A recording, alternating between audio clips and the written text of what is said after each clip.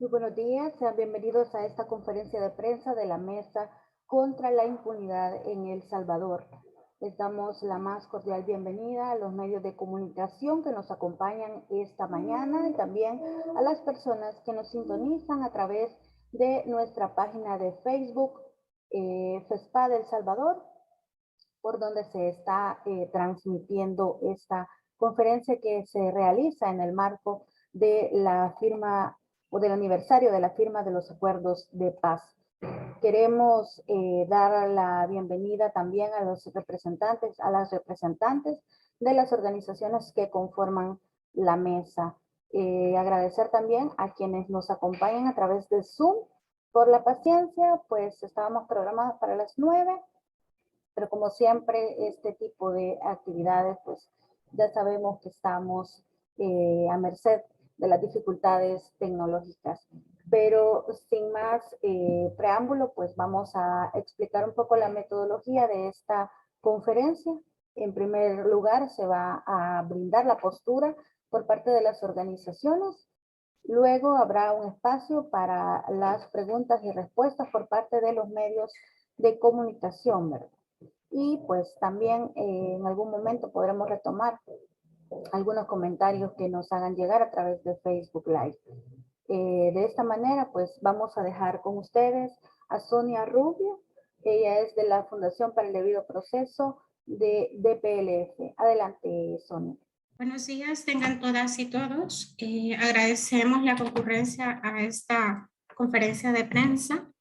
Mi nombre es Sonia Rubio Padilla, soy de la Fundación para el Debido Proceso, o DPLF, y esta mañana, en nombre de la Mesa contra la Impunidad de El Salvador, ante el discurso ante el discurso oficial de negación de los acuerdos de paz y ataques públicos de desprestigio contra personas defensoras y organizaciones de derechos humanos, queremos expresarle lo siguiente. 1. Reivindicamos el legado histórico de los acuerdos de paz que inspiraron el respeto por los derechos humanos, la democratización y inspiraron una verdadera reconciliación en el país. Rechazamos profundamente el discurso negacionista que promueve el órgano ejecutivo y la Asamblea Legislativa sobre los acuerdos de paz, que busca ese discurso solamente instrumentalizar la memoria de las víctimas para atacar a sus adversarios políticos.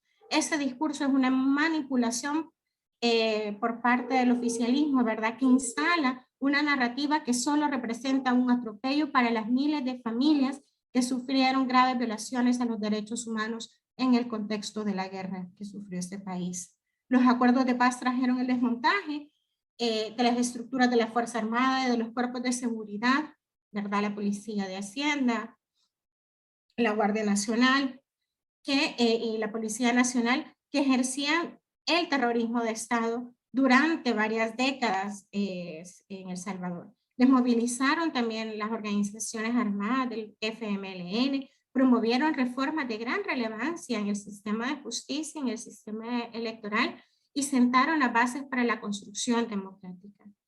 Sin duda alguna, también los acuerdos de paz establecieron el propósito del fin de la impunidad, que es lo que el objetivo, ¿verdad?, de esta mesa. Y crearon una comisión de la verdad que recomendó aplicar justicia a los crímenes de guerra y de lesa humanidad, reparaciones integrales y el sostenimiento de varias reformas democráticas. Si la impunidad prevaleció en todo este tiempo sobre los derechos de las víctimas, a la verdad, a la justicia, a la reparación, fue porque los gobiernos de turno, tanto los anteriores como estos, los actuales, han protegido a los responsables de los crímenes de guerra y de lesa humanidad y han desacelerado el impulso de establecer un verdadero sistema de justicia íntegro, responsable, que diera una respuesta integral a las víctimas. Agradecemos su participación en esta conferencia de prensa y voy a continuar con el comunicado. Bueno, es una contradicción que se derogue el decreto que conmemora los acuerdos de paz cada 16 de enero y que se sustituya por un decreto que supuestamente reconoce a las víctimas del conflicto armado, sin que éstas y las organizaciones que las representan hayan sido consultadas. y sin que esta acción se acompañe con otras medidas de verdad, de justicia, de reparación, de memoria y medidas de no repetición de esos atroces hechos.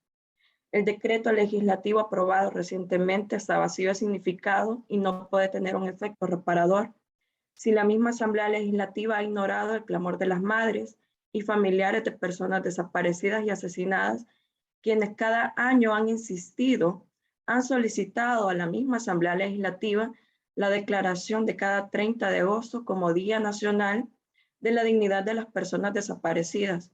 Tampoco tiene efecto reparador, ya que durante estas últimas semanas, representantes de la Asamblea Legislativa han realizado ataques públicos para desprestigiar a víctimas y personas defensoras de derechos humanos que integran Asociación Pro Búsqueda de Niños y Niñas Desaparecidas durante el conflicto armado, así también como la UCA. Cuando estas instituciones han venido trabajando de la mano con las víctimas del conflicto armado. Carece de efecto reparador también un decreto que se acompaña de la exclusión de varias asociaciones de víctimas y organizaciones de derechos humanos en los procesos de adopción de medidas de justicia transicional que les afecta. Se destaca la exclusión en el proceso de elaboración de una ley de justicia transicional, en el que además las víctimas y sus representantes han sido estigmatizadas por integrantes de la Comisión de Justicia y Derechos Humanos de la Asamblea Legislativa, compuesta en su mayoría por miembros del Grupo Parlamentario de Nuevas Ideas, con el agravante de que esta misma Comisión Legislativa no da paso al estudio del proyecto de ley de justicia transicional que la MESIE, que es la Mesa contra la Impunidad, y diversas asociaciones de víctimas y organizaciones de derechos humanos hemos presentado desde el pasado 7 de octubre.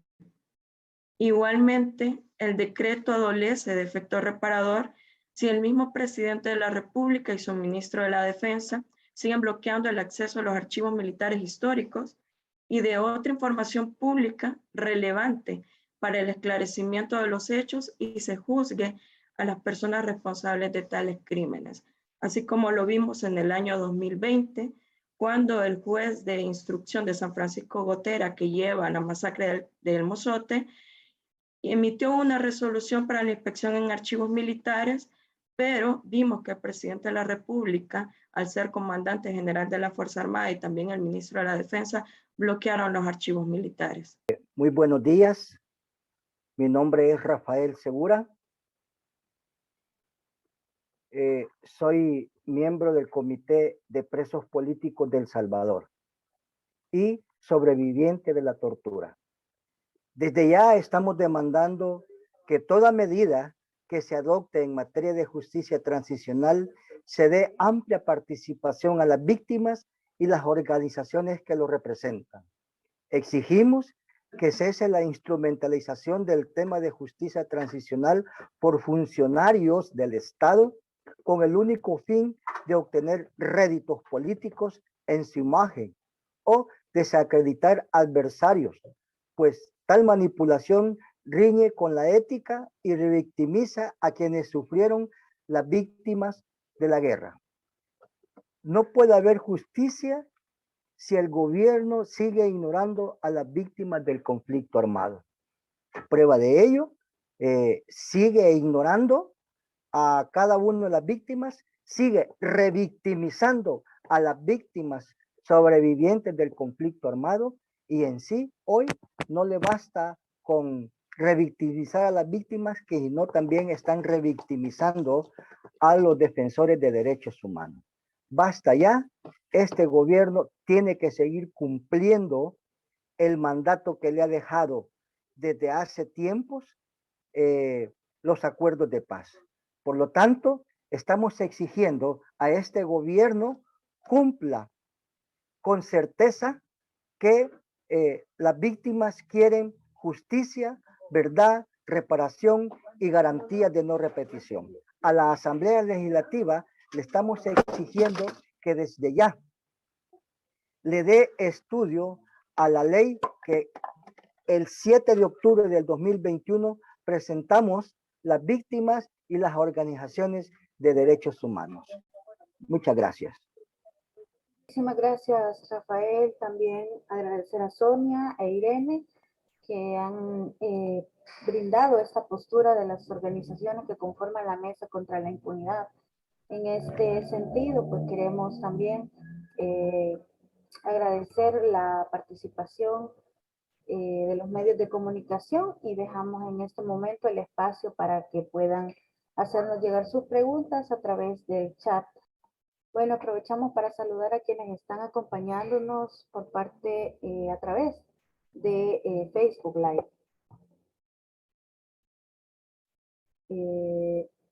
Bueno, Mirna Perla nos comenta, se necesita responsabilidad de parte del Estado para responder ante quienes han sufrido graves violaciones a los derechos humanos.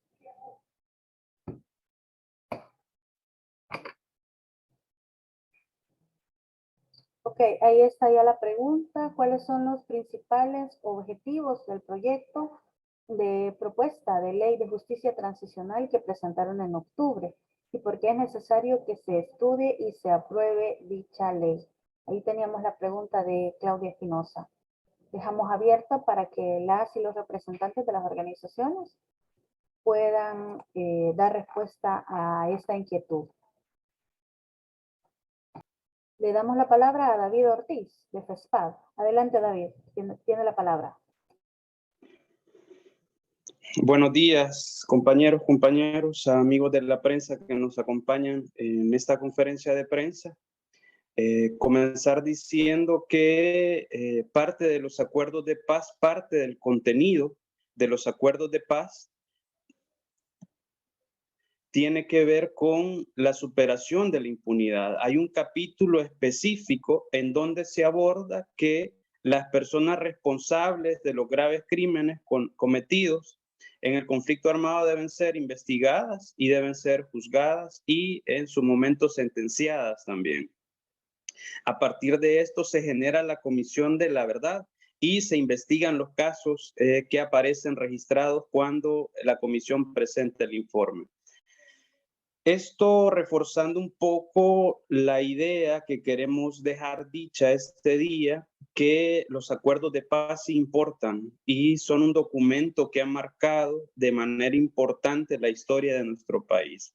Ahora, vayamos a la pregunta respecto a los objetivos de la propuesta de ley. Hay que tener claro que hay una resolución de la Sala de lo Constitucional que mandató generar un marco legal con determinados contenidos. Si nos vamos al objetivo ulterior de realizar esta propuesta, en un primer momento es que el Estado deje de ignorar a las miles de víctimas que existieron o que se generaron en el contexto del conflicto armado. Ignorar tiene que ver, por ejemplo, con la asignación de un presupuesto desde el Ministerio de Hacienda, que eso está contenido en la resolución de la sala, tiene que ver con la investigación de los casos contenidos en el informe de la Comisión de la Verdad y otros casos de igual gravedad, tal y como lo dijo la Sala de lo Constitucional. Estamos hablando del acceso a los archivos militares en donde existe información relevante para establecer la verdad sobre estos hechos. Y fundamentalmente el corazoncito de la propuesta es el tema de reparación. Tengamos claro que el Estado salvadoreño, desde antes que se firmaran los acuerdos de paz hasta este día, ha ignorado a las víctimas de los crímenes atroces que se cometieron en el contexto del conflicto armado. El corazoncito, el contenido central de la propuesta de ley es que el Estado salvadoreño reconozca que existe víctima, reconozca que debe desarrollar acciones positivas para generar reparación en la medida necesaria y exigida por las víctimas en la lucha que han realizado en todos estos años posteriores a haber sido objeto de secuestro, de tortura, de delitos de contenido sexual, de desaparición forzada y un largo etcétera. Recordarle a la Asamblea Legislativa que existe un mandato de la Sala de lo Constitucional que esta propuesta que se haga ley debe contar con la participación de las víctimas, de las asociaciones de víctimas y de las organizaciones que acompañan esta lucha histórica. En ese sentido, hacer un llamado público a ampliar, a generar una consulta robusta en donde madres, en donde víctimas de tortura, de desaparición, de crímenes, de delitos sexuales puedan participar y no se cierre con un grupo limitado, sino que se busque hacer una consulta lo más amplia posible. Esa es la respuesta que le podemos compartir a la amiga que realiza la consulta. Sí, que quiero ceder la palabra también a Sonia Rubio para agregar, ¿verdad?, un poco más a esta respuesta. Adelante, Sonia. Sí, coincido con lo que ha expresado el compañero David Ortiz. La propuesta de ley que se presentó el pasado 7 de octubre, ¿verdad?, es un proceso que inició hace varios años, ¿verdad? Los varios colectivos de víctimas y organizaciones de derechos humanos que les acompañamos en todo este proceso de justicia transicional han reflexionado, consultado, ¿verdad?, acerca de cuál es la respuesta oficial que el Estado salvadoreño, a través de la Asamblea Legislativa, debería de dar para poder resolver efectivamente el legado de graves violaciones a derechos humanos y crímenes internacionales cometidos en el contexto del conflicto armado. Los objetivos prácticamente, la ley se enmarca dentro de las obligaciones internacionales que tiene el Estado, ¿verdad?, de investigar diligentemente, sancionar a los responsables, pero también de otorgar medidas de reparación integral a las víctimas del conflicto armado. ¿Qué significa esto? Significa que esta ley tiene los 5 pilares, ¿verdad?, que internacionalmente y nacionalmente se reconocen de la justicia transicional.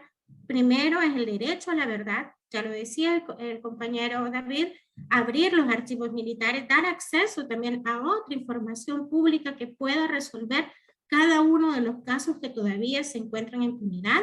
2, el derecho, ¿verdad?, a la justicia, que significa realizar investigaciones independientes, ¿verdad?, imparciales y diligentes para dar con los responsables y sancionarlos.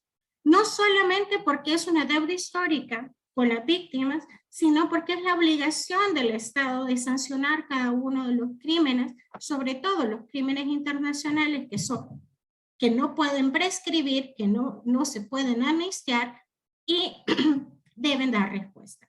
Tercero es la reparación integral, ¿verdad?, que van desde medidas de compensación económica hasta medidas simbólicas y de atención psicosocial y también de atención a aquellas consecuencias graves que han dejado la consecución de estos delitos. Cuarto, la memoria, ¿verdad? Memoria porque es importante que el Estado salvadoreño asuma su responsabilidad y que no niegue una relevancia tan importante como qué pasó en la guerra y cómo salimos de esta, donde se privilegió el diálogo frente a la violencia, ¿verdad? Entonces, construir un proceso de memoria histórica es todavía una deuda del Estado que hasta ahora las víctimas han tenido que suplir, porque debemos recordar que han sido los mismos colectivos quienes se han organizado incluso para hacer el mural que está dentro del Parque Cuscatlán. Y quinto, y no es menor, y dadas las circunstancias actuales, son garantizar medidas de no repetición. Es decir, El Salvador debe comprometerse oficial y legalmente a no cometer los mismos hechos,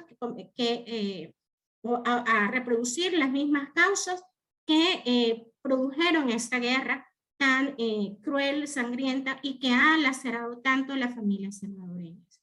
Solamente quería agregar estas 5 cosas que son los objetivos especiales que pretende esta ley, que ha sido consultada múltiplemente con víctimas de todo el territorio nacional, ha sido consultada también con expertos internacionales, con el relator de Naciones Unidas para la promoción de la verdad, la justicia y la reparación, para la Comisión Interamericana, de forma tal que exigimos, ¿verdad?, que esta ley que tiene, o sea, que esta iniciativa de ley dada por la diputada Ortiz se pase a un proceso de estudio y se convoquen, ¿verdad?, a las organizaciones y colectivos de víctimas que han estado trabajando dentro de su redacción. Gracias, Sonia. Tenemos otra pregunta en referencia a la creación de la Policía Nacional Civil. Esta nace como producto de los acuerdos de paz. En el contexto actual, el incremento de los elementos de la Fuerza Armada y el sometimiento de la PNC al Ejecutivo. En este sentido, ¿cuál creen ustedes que es el futuro de la PNC? Nos pregunta. Sin duda alguna, hay varios hitos importantes que marcaron la firma de los acuerdos de paz. Y una fue la desarticulación, ¿verdad?, de estos cuerpos de seguridad represivos que, como decíamos en un inicio, habían orquestado el terrorismo de Estado. Y se dio con la creación de una Policía Nacional Civil inspirada, ¿verdad?, en principios democráticos, ¿verdad?, total, y debo de subrayar, totalmente civil, para que se pudiera garantizar la seguridad desde una perspectiva de derechos humanos. Lamentablemente, el proceso de militarización en el país se ha dado prácticamente desde los inicios de la etapa del posconflicto, ¿verdad? En primer lugar, porque todavía no había muchos efectivos de la miembros de la PNC, policías, agentes, y luego posteriormente por estrategias de populismo punitivo, ¿verdad?, que han ido sumando este historial de que a la fuerza, ¿verdad?, y solo por medidas represivas y no preventivas, se puede garantizar la seguridad y la convivencia social en el país. Lamentablemente, ¿verdad?, en el último tiempo nos hemos dado cuenta que ya el militarismo en el país no solo ha pasado de esferas eminentemente de seguridad ciudadana, sino ha pasado a tener protagonismos inusitados en otras áreas de la vida pública del país, y eso es totalmente peligroso, ¿verdad?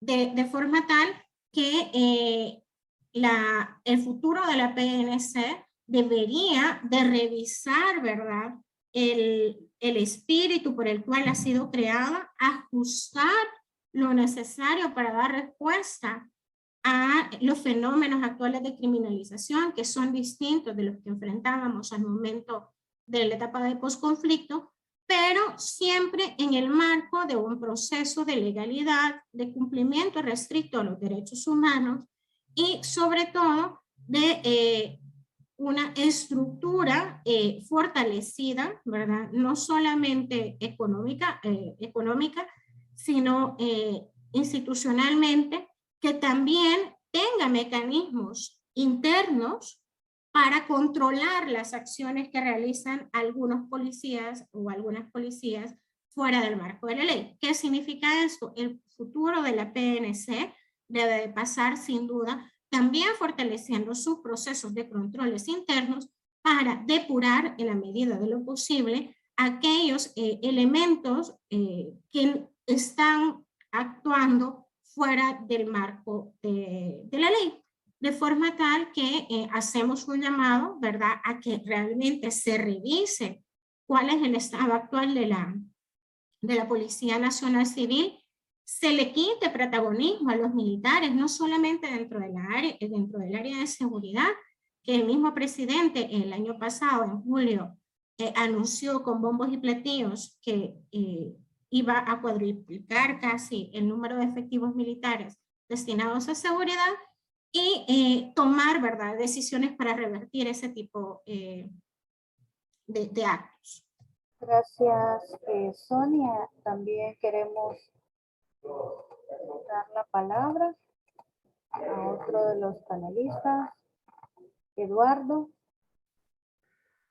Sí, con respecto a la ley que ha sido presentada a través de la iniciativa de ley de la diputada Claudia Ortiz, No solo se ha presentado una ley, como decía muy bien Sonia, articulada, debatida, aprobada por organizaciones, por víctimas y avalada por otras instancias nacionales e internacionales, sino que también desde otras organizaciones, grupos gestores, etcétera, se ha convocado a los diferentes diputados de las diferentes fracciones para establecer un diálogo en ese espíritu que dejaron precisamente los acuerdos de paz, ¿no?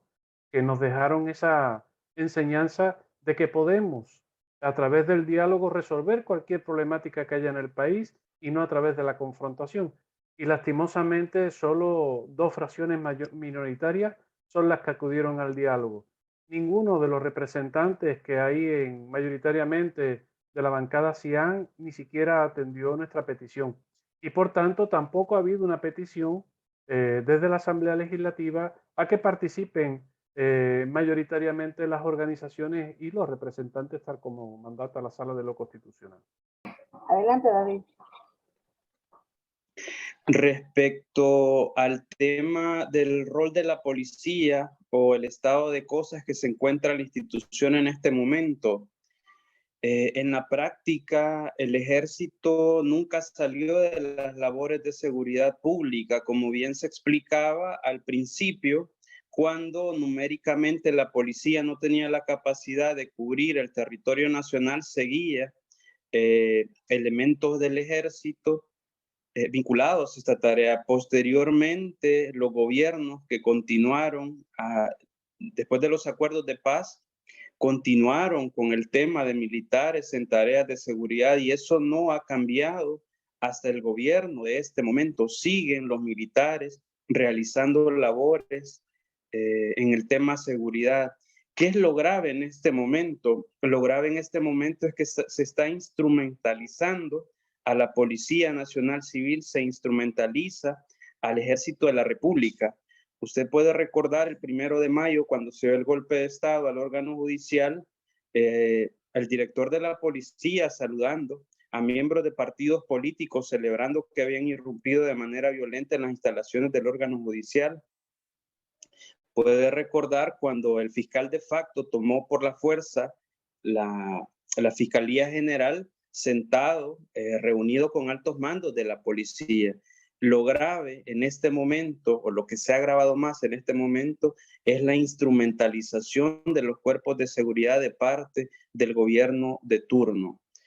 Y esto tiene que ver con lo que se decía anteriormente, con procesos de fortalecimiento necesarios que pasan por la depuración. Vemos a policías vinculados con pandillas, vemos a policías vinculados con grupos de exterminio, por mencionar algunos temas. Vemos la policía arrendando edificios porque no se trabaja en el tema de fortalecimiento institucional. Vemos policías siendo asesinados porque los gobiernos de antes y los de ahora no se preocupan por la seguridad de los miembros de este cuerpo.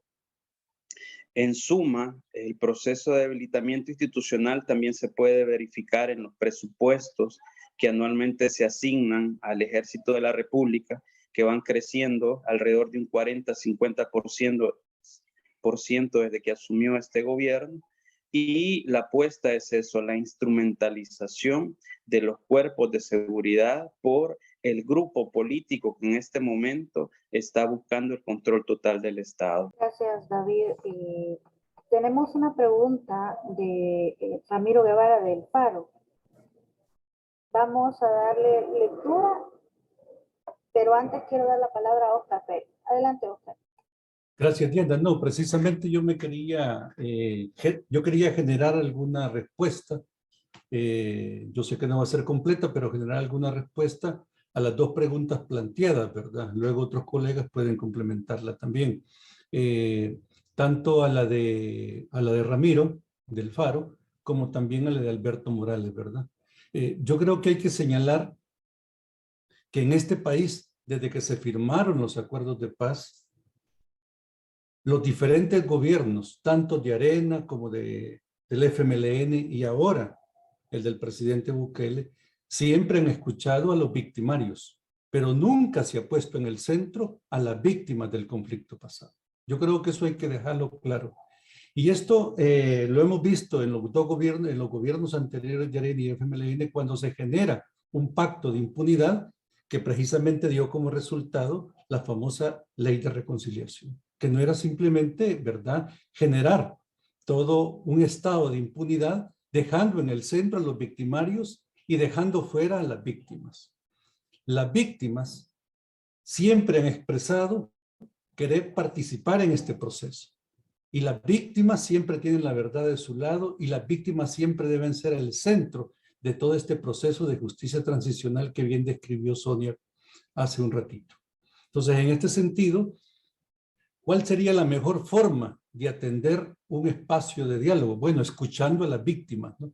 Y por eso, como ya lo señalaba también Eduardo, la propuesta presentada a través de la diputada, yo creo que en ese sentido es buscar nuevamente un espacio de diálogo con esta comisión que está en la Asamblea Legislativa y que discute sobre esta ley de reconciliación. Las víctimas siempre han buscado el diálogo, siempre han expresado su palabra, pero es el Estado, son los diferentes gobiernos los que no han escuchado a las víctimas.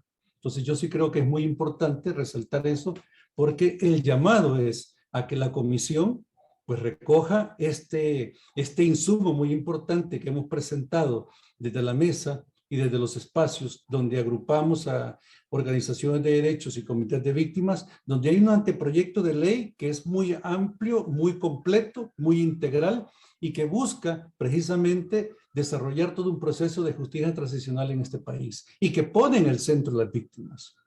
Pero por parte de la comisión no ha habido una respuesta, ¿verdad?, como se esperaba, para precisamente establecer ese diálogo con los comités de víctimas y las organizaciones de derechos humanos que trabajamos el tema de la justicia transicional en este país.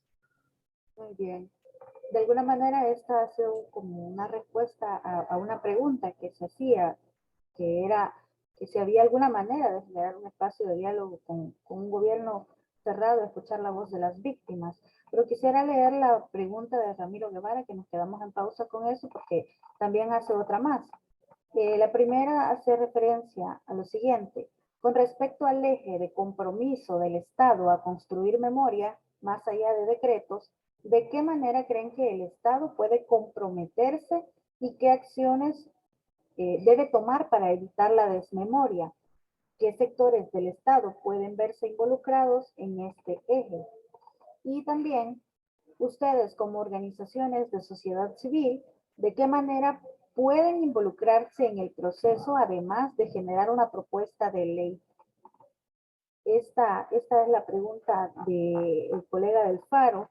Y luego, bueno, voy a dejar el espacio y luego vamos a responder el último comentario que nos han llegado. Ahí está el padre Freddy Sandoval. Y también sí, creo que tenemos a Irene, ¿verdad? Sí, gracias. Están dispuestos a dar esta respuesta. Adelante.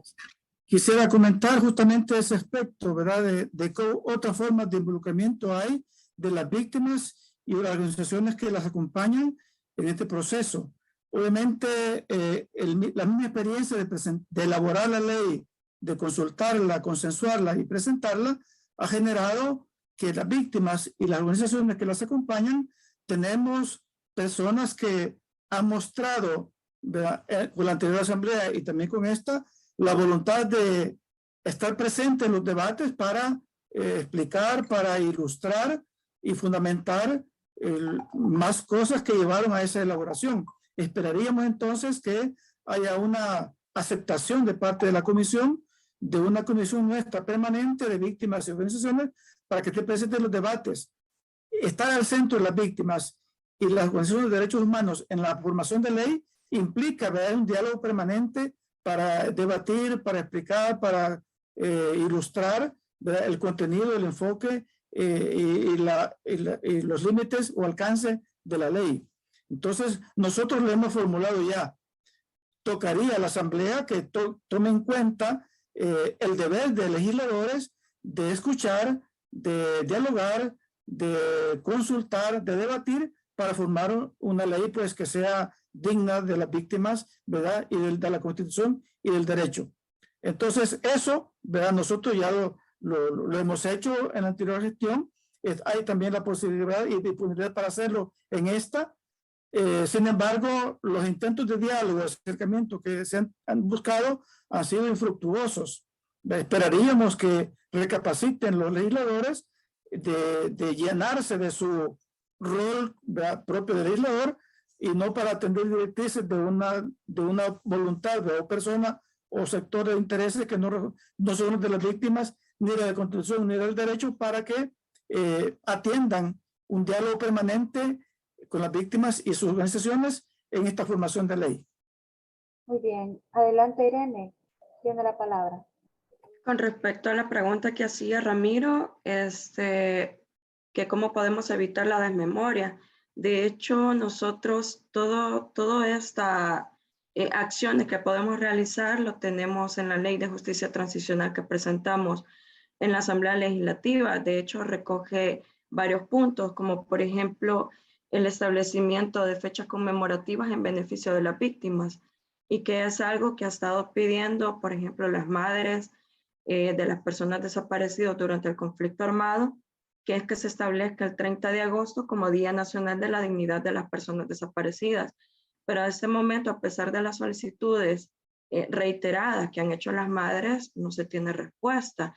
Entonces, ¿cómo es que se va a declarar un Día de las Víctimas cambiando un decreto para no conmemorar los acuerdos de paz, pero no toman en cuenta la solicitud de las madres cuando ellas están solicitando que se establezca cada 30 de agosto como Día de la Dignidad de las Personas Desaparecidas?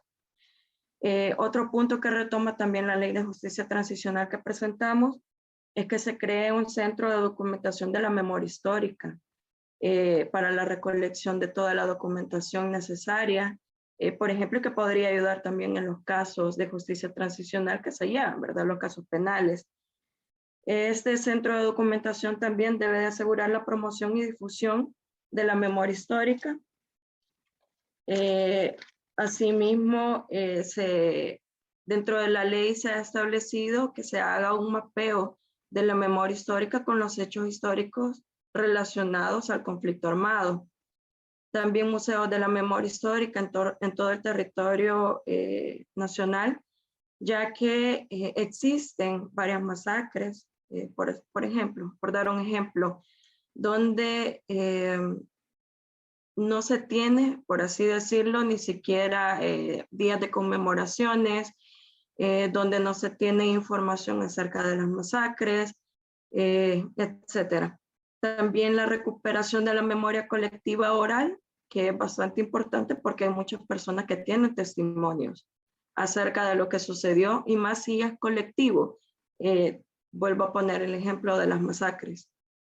También monumentos y declaración de lugares de la memoria histórica. Ciertos lugares los tienen, pero porque las víctimas han trabajado para poder obtenerlos. Pero, de lo contrario, es, por ejemplo, ponemos el ejemplo de este gobierno, hasta este momento no hay nada, ni una conmemoración de alguna masacre, que se va a emitir algún decreto, por ejemplo, algún museo que se vaya a crear, o algún monumento para conmemoración de las víctimas. Entonces no hemos visto nada de eso.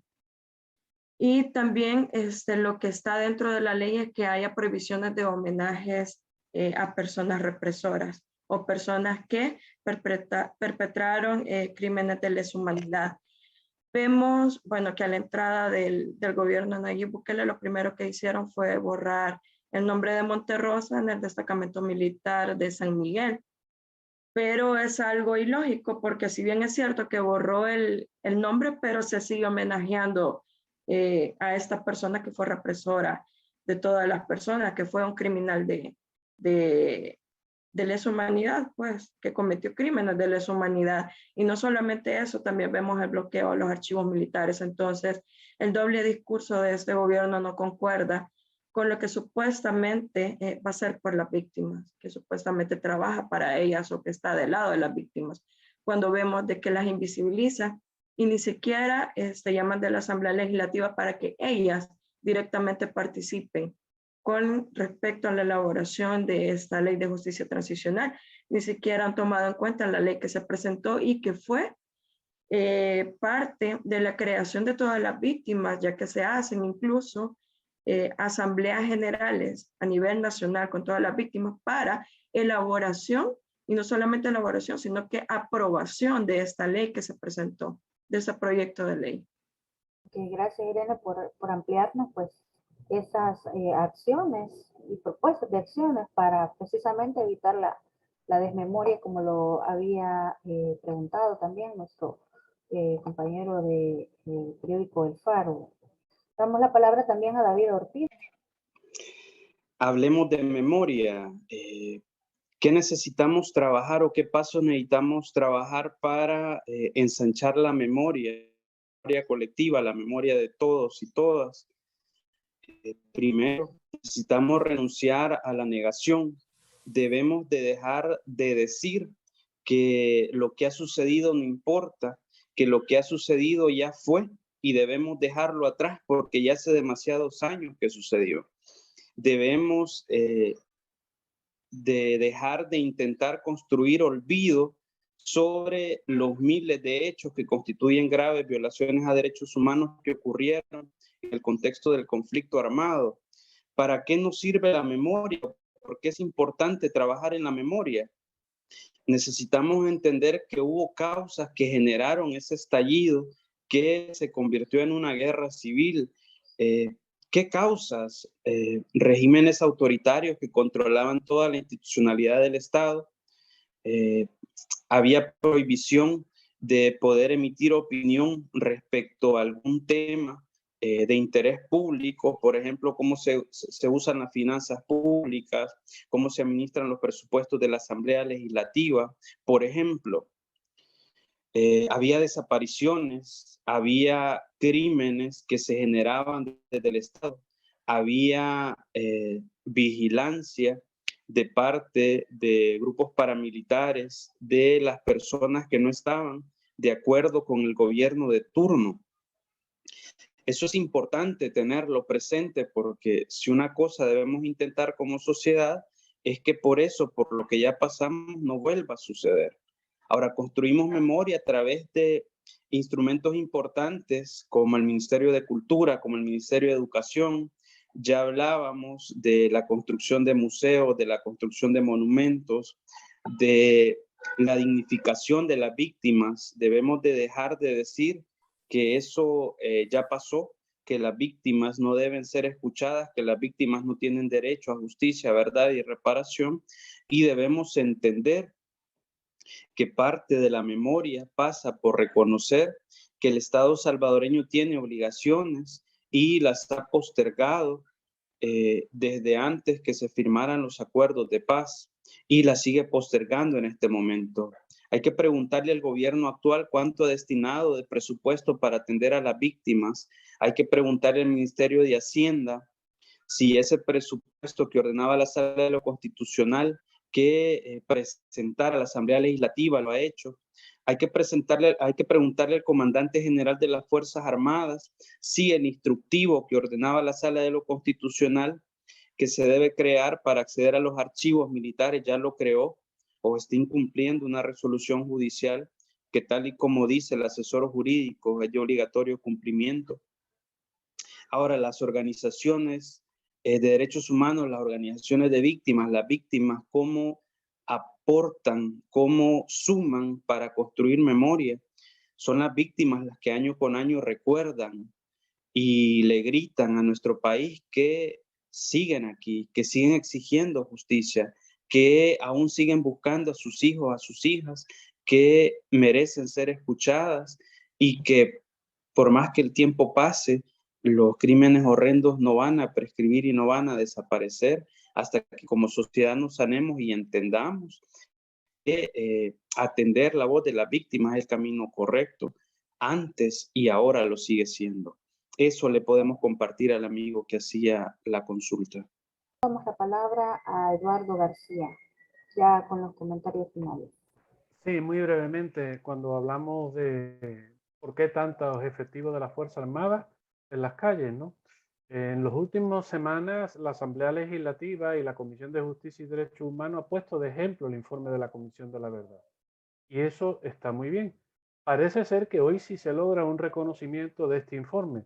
El problema que tenemos es que no se termina de leer.